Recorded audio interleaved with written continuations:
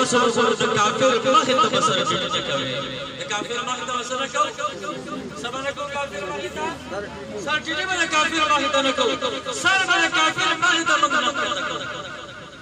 دا یو لوی واضح څه به ته پرېږدو او یو بله خبره تاسو ته مختصره عرض کوم اجازت غواړم دا په کومه ورځ باندې چې شهید شي د اختر نه وړاندې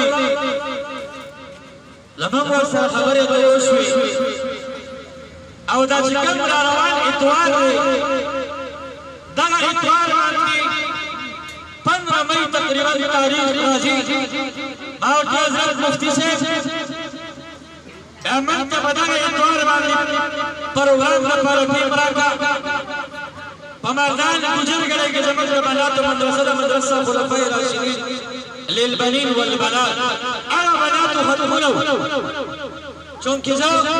ضلع مردان اهل سنت والجماعت امیر او صدر یم نو هغې چې ما ته کوم الفاظ استعمالول امیر او صدر صاحب دغه اتوار زما 15 پروګرامات دي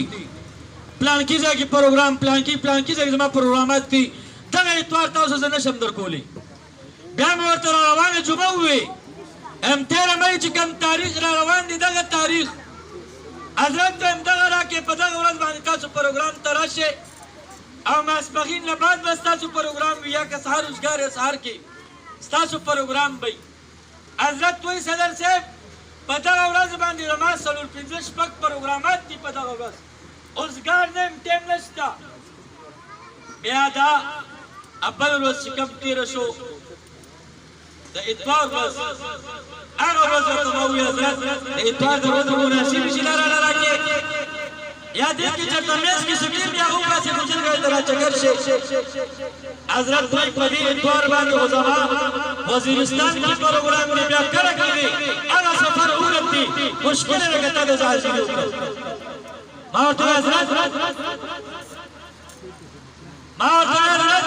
د جمعې ورځ تاسو وګورئ جمعې څه مناسبت دی اختر پسې چوکته